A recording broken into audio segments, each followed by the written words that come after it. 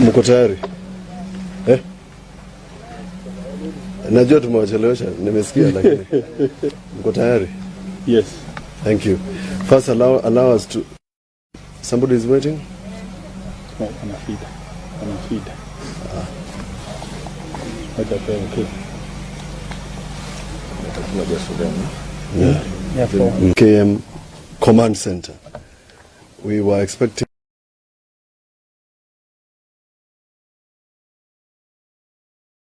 Orengo, who were with us this morning. So I will issue the statement on the legal question that was before the DCI, and then the party leader, my party leader, Dr. Stephen Kalonzo Musyoka, will come and read his official statement. I'm sure I don't need to introduce the people behind me.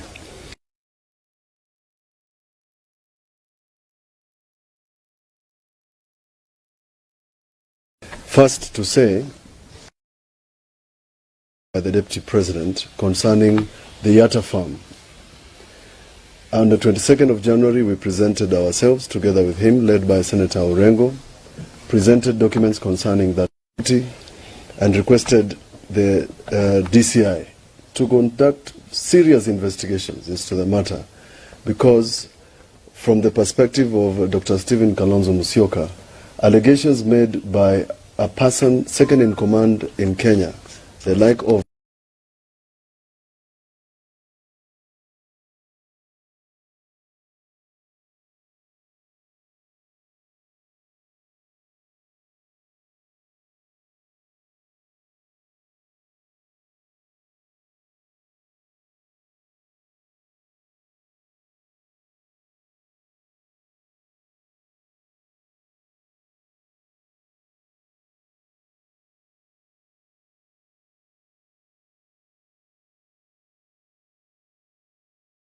to conduct serious investigations into the matter, because from the perspective of Dr. Stephen Kalonzo Musyoka, allegations made by a person second in command in Kenya, the like of Dr. William Samoei. I will give you the findings.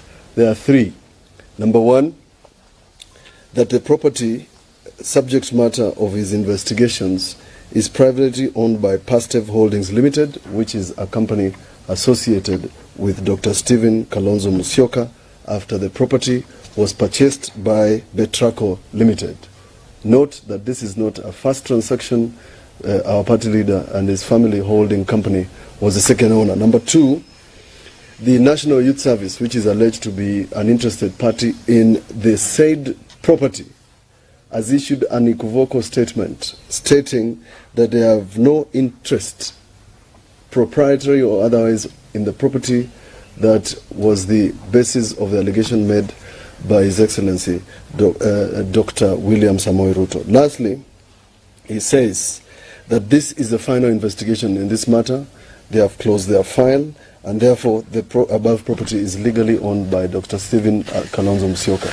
Now, the reason we are highlighting this issue, and as innocuous as it may appear, is because from our perspective as his legal representatives and the party wiper, to associate Dr. Stephen Kalonzo Musyoka with illegality, unlawful action, corruption and stealing of public property is a matter that we have taken so seriously, that we have put in so much time and effort and legal and a big legal team just to get this done. And therefore this is very important, because we are going to present him as a presidential candidate, and we do not want this sort of allegations about a property that he lawfully owns with his family becoming a subject matter of political debate, political discourse, and innuendos by social media and other platforms, which would paint him in otherwise bad color. Yet we know, to be very clear, this is the only allegation that Dr. Stephen Kalonzo Musyoka in his public life has had to deal with, and the finding has made him cleaner than cotton. Asante. Now I think he will read his statement, which yes, I've already excused Senator Orengo. Thank you. A very good afternoon, and again, thank you so much for your patience. Copies will be available for you. Yeah, Junior tells me that copies of that finding by the DCI will be made available to you as media, so that we can have this matter brought to a closure. And subsequent to that finding, it's only fair that I exercise my right of reply. Dear Kenyans, on the 22nd of January 2021, I presented myself to the DCI regarding the acquisition of Yatta Farm. This was in response to allegations made about me by the chief priest of corruption, that I had illegally acquired it. All relevant documentation required to investigate this matter thoroughly was availed to the DCI, as Senator Junior Mutula has just mentioned. That is a correct approach that should be taken when false utterances are made against leaders. Scrutiny and investigations by the relevant agencies are hence crucial and of paramount importance. This is the only way to defeat the lies repeated by certain politicians who seek to create an artificial reality for Kenyans. Today, the truth illuminated itself and the lies have been exposed. The DCI has found zero evidence of wrongdoing on my part. This reflects my principles and values in life, that you do not need to steal to become relevant in society. Indeed, hard work always pays. Fellow Kenyans, at the moment, I'm not in government. I'm working to lead this nation so as to champion your rights and protect your wealth for the future well-being of our country. Kenyans must be wise and seek clarity from vote seekers about real truths. Truths about their possessions and their public service track records. We cannot have a man who would jack into the cookie jar at every single opportunity and at the same time present himself as a messiah. I therefore insist that lifestyle audit must be made compulsory before one is cleared to contest for public office in the upcoming general elections. This should be across board, not just those seeking the office of the President of the Republic, but all up to the level of MCAs. When President, I will ensure that this becomes a prerequisite for all government appointments. And I know that President Uhuru did talk about lifestyle audit, but I think Parliament must accept that they failed Kenyans with regard to the matter of bringing onto the floor both the House, the National Assembly and the Senate, the regulations governing lifestyle audit. Therefore, this must become a priority. I will also recover stolen money and inject it into projects that benefit the youth. Today, millions of youth continue to be saddled with student loans in the midst of biting unemployment. If we tame the greed by leaders, we will release billions of shillings into the economy and create jobs for our people. We cannot have a man who has looted our coffers and cabal of his allies who are facing serious economic crimes ascend to power. They are not seeking the presidency to serve Kenyans, but to protect their ill-gotten wealth. Dear Kenyans, the elections of 2022 will be a game changer for Kenya, similar to the landmark elections of 2002, exactly 20 years ago. And I must say similar to what has just happened in Zambia, where the result was so overwhelming. The young people wanting to take back their country went out and voted in droves for change. It will be the coming of age for many young people in our nation. I intend to speak to the youth emphatically about the power of their vote in determining their future. As a public servant, was an opportunity to serve this nation in various capacities within government, including being our country's 10th vice president, I have always been guided by the principles of truth and justice. We cannot fathom a country where corruption becomes a way of life. We will wage an aggressive war against all those who have impoverished our country through relentless looting. To demonstrate our commitment on the war against corruption, I will establish, and I said this when we are launching this command center, the Office of the Protector of Public Interest, domiciled in the Office of the President, to complement the work of the EACC in confronting corruption in our public sector. We will also establish a State Capture Commission of Inquiry and lay bare to Kenyans the extent of the looting undertaken by those invoking the name of God to hoodwink Kenyans. And please notice, some of us are serious believers. And this does offend our own concept of what divinity is all about. This commission will be time-bound, and its recommendations will be acted upon by the DPP to institute prosecutions and institute an aggressive asset recovery campaign against enemies of the state. We must come to the painful realization that irrespective of how well we grow the economy, unless we tame the ghost of corruption, and I mean taming it, we will never realize our potential as a nation. Corruption poses the greatest risk to our motherland, both economically and security-wise. If we make a mistake and allow these characters anywhere close to power, we will have killed the soul of our nation, and the consequences of it will be devilish for many decades to come.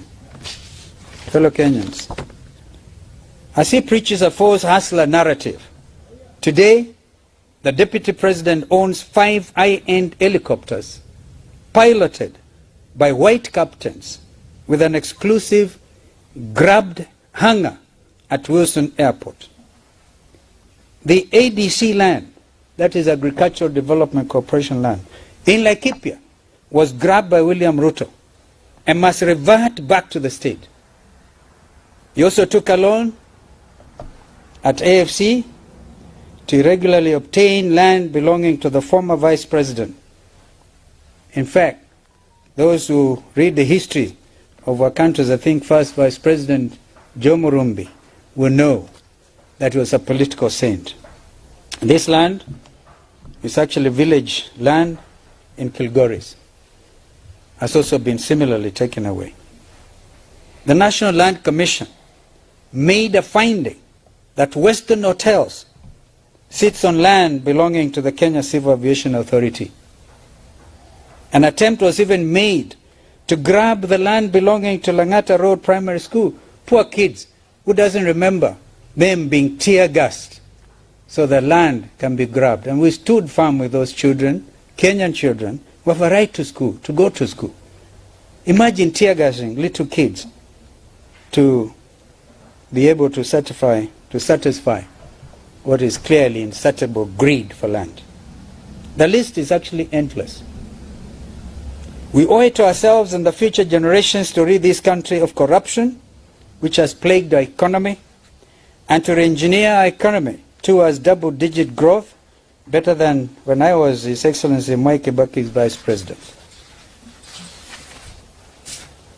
According to President Uhuru Kenyatta, we lose over 2 billion shillings a day of hard-earned taxpayers' money to thievery. Remember High Commissioner Edward Clay, when he once talked about that. I wanted to talk about even the land belonging to a Kenyan who has since passed away, Mr. Muteshi, in Eldoret, 100 acres, gone. And even a criminal finding was actually made. I think there was an appeal. But an appeal is just an appeal. Today, fellow countrymen, I candidly put it to you, we must stop this vice once and for all. Na kutoka leo, jameni, tutamaliza wizi na wezi vile vile. Ndio tukasema, in fact I think Deputy President gleefully said, sisi wana Wiper tulikuwa tukisema kazi bila wizi. Akasema kwa sababu ya hii mambo ya Yata ati ni wizi bila kazi. We have made and put the record straight. Na kwa hivyo hatuna, that's why I don't even want to speak much. I've made my statement clearly, hard-hitting, deliberately. Because we must bring to end this political nonsense. Or people stealing, yani mtu anaiba, kwa sababu ni mwizi, anaona watu wanakimbia, mwizi yule, mwizi, ndio yule, yeye ndiye mwizi.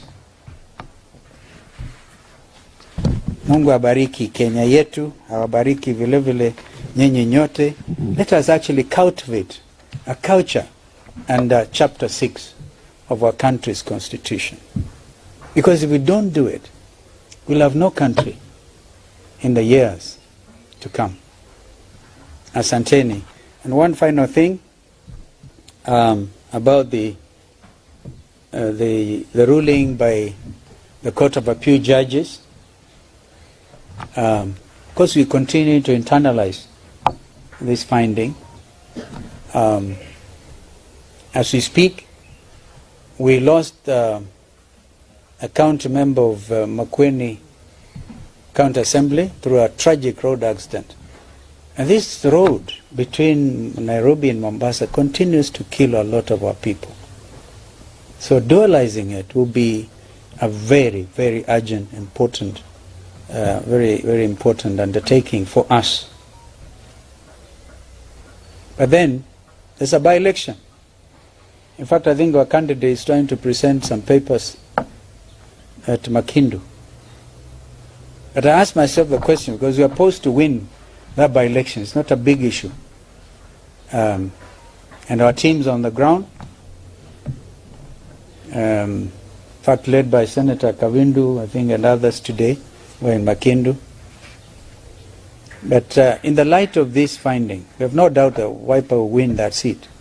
But in the light of this finding about the quorum of IEBC, I want to challenge IEBC themselves to come out on this matter, because I think there are several others, 2 or 3, by elections. Let them come out and pronounce themselves in the light of the judgment by the Court of Appeal, whether they can actually validly conduct these by-elections now.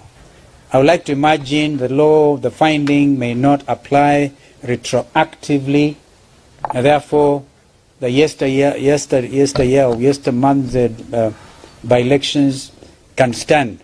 But now, in the light of this finding, and the absence of an appeal, is the IBC in order to continue with this by-election. We don't want to win on October 14th, and then somebody will go to court and say, Wiper did not win. It's important that this matter be clarified. Kama kuna maswali, mimi sitaki kuulizwa maswali, nimesema yangu. Senator Wambua can speak, or Dan Maanzo here, and that is of course Mheshimiwa Kiala, former Deputy Governor of Machakos County, Mheshimiwa Mawadhe, member for Mbakasi. They can take some questions, if indeed you have any. Lakini in the face of what I've just said, are you sure you want to ask any question? Yes. Yes, sir.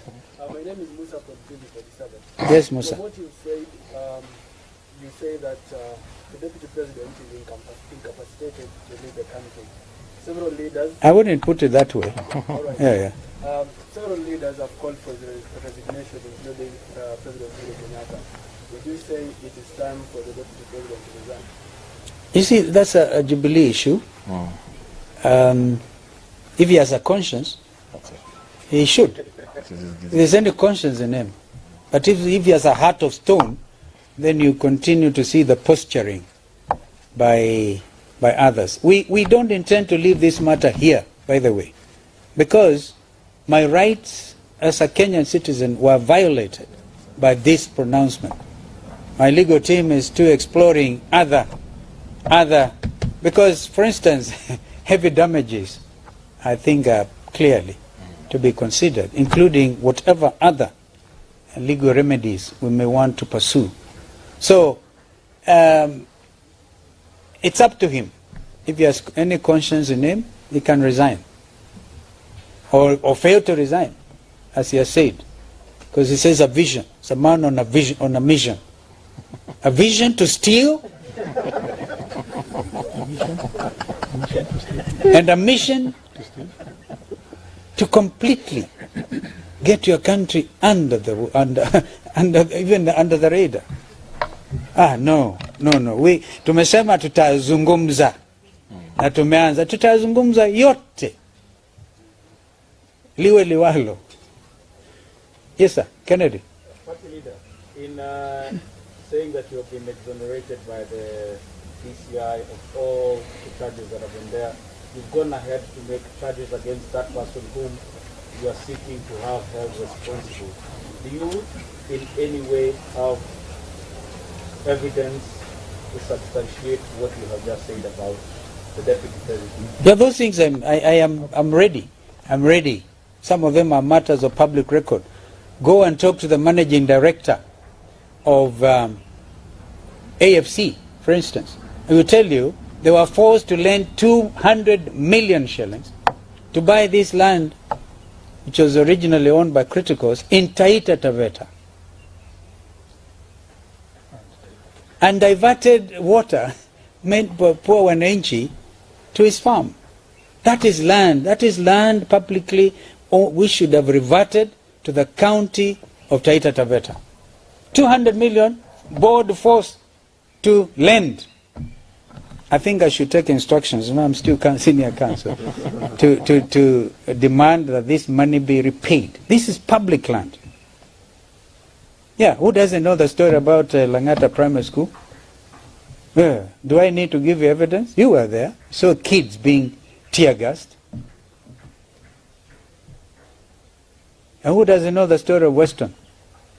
We saw there. So I am pursuing this matter legally, because I think when the chips are down, we have a country to look after. We have a whole generation to protect against manipulation. When I talk about those helicopters, who doesn't know? Complete anger there. Yeah, just go with your camera. I'll show you. If you don't know what it is. And the white pilots to boot. As if our own young people are not qualified to fly those helicopters. So on this other question of what you said last week, taking legal action, is it a matter that you're still exploring in the Shaiva and you'll be doing? No, we'll work on that. Tell you that's work under progress. Yeah, we will. We will be talking. When we do, we'll let you know what is the next course of action. Let's talk about that. Yeah. Thank you. Thank you. Sasa hiyo nadhani itawasaidia kesho, leo na kesho kutwa. Asante.